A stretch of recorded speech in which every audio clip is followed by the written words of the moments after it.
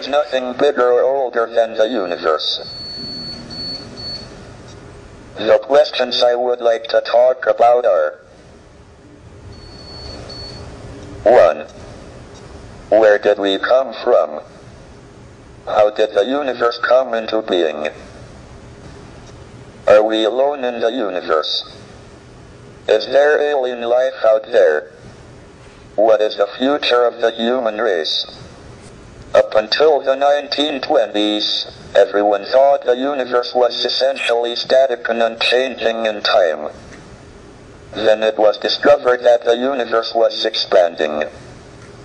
Distant galaxies were moving away from us. This meant they must have been closer together in the past.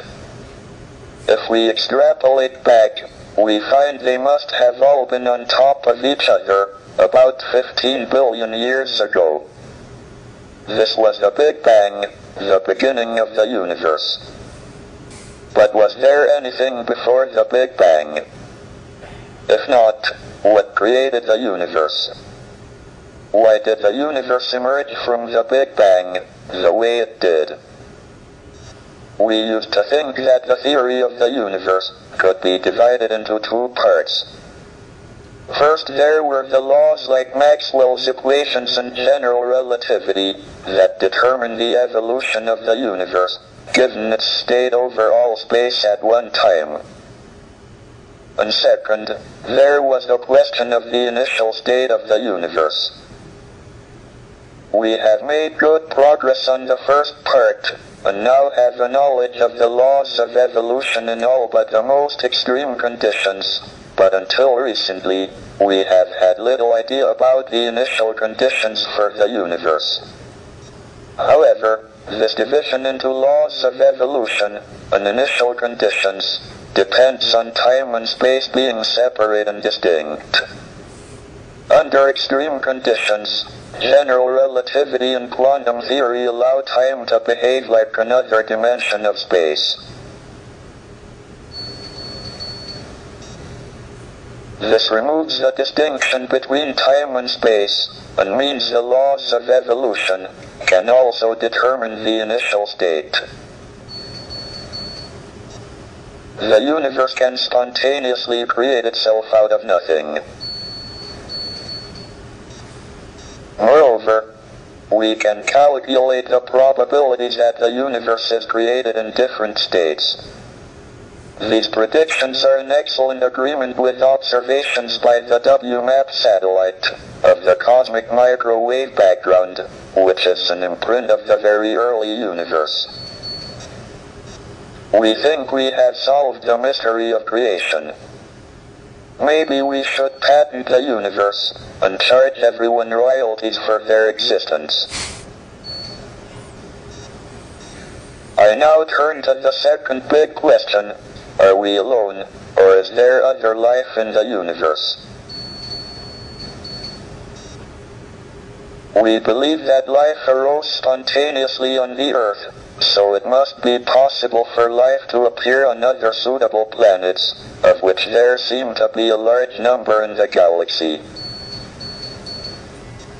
But we don't know how life first appeared. We have two pieces of observational evidence on the probability of life appearing.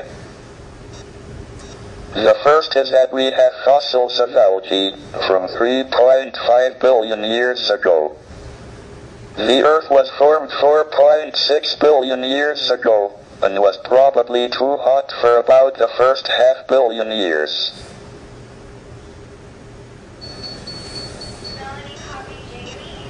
So life appeared on Earth within half a billion years of it being possible, which is short compared to the 10 billion year lifetime of a planet of Earth type. This suggests that the probability of life appearing is reasonably high. If it was very low, one would have expected it to take most of the 10 billion years available. On the other hand, we don't seem to have been visited by aliens. I am discounting reports of UFOs. Why would they appear only to cranks and weirdos? If there is a government conspiracy to suppress the reports and keep for itself the scientific knowledge the aliens bring, it seems to have been a singularly ineffective policy so far.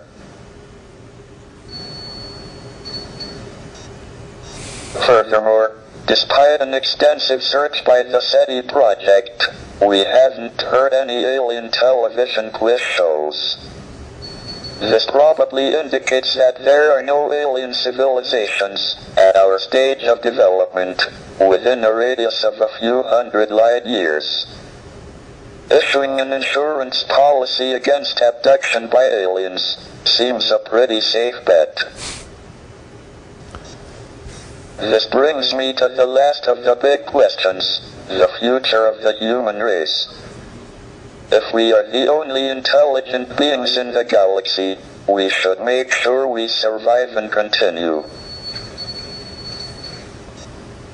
But we are entering an increasingly dangerous period of our history. Our population and our use of the finite resources of planet Earth are growing exponentially, along with our technical ability to change the environment for good or ill. But our genetic code still carries the selfish and aggressive instincts that were of survival advantage in the past. It will be difficult enough to avoid disaster in the next 100 years, let alone the next 1,000 or million. Our only chance of long-term survival is not to remain inward-looking on planet Earth, but to spread out into space. The answers to these big questions show that we have made remarkable progress in the last 100 years. But if we want to continue beyond the next 100 years, our future is in space. That is why I'm in favor of manned, or should I say, personed, space flight.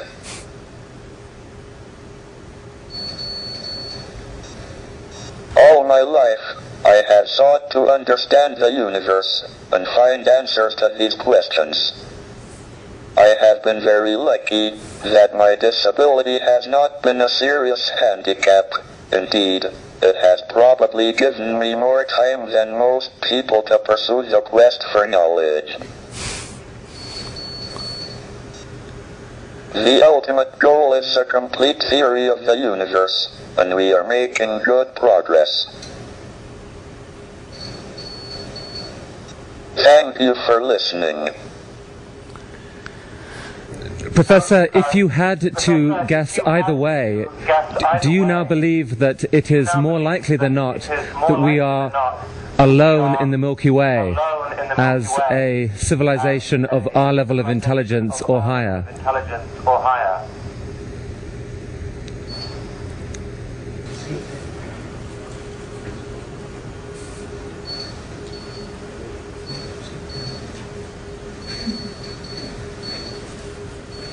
This answer took 7 minutes and really gave me an insight into the incredible act of generosity this whole talk was for Ted.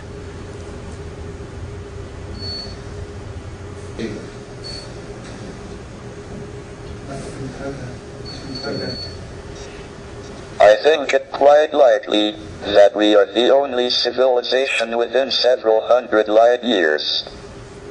Otherwise, we would have heard radio waves. The alternative is that civilizations don't last very long, but destroy themselves. Professor Hawking, thank you for that answer. We will take it as a salutary warning, I think, for the rest of our conference this week. Professor, we really thank you for the extraordinary effort you made to share your questions with us today. Thank you very much indeed.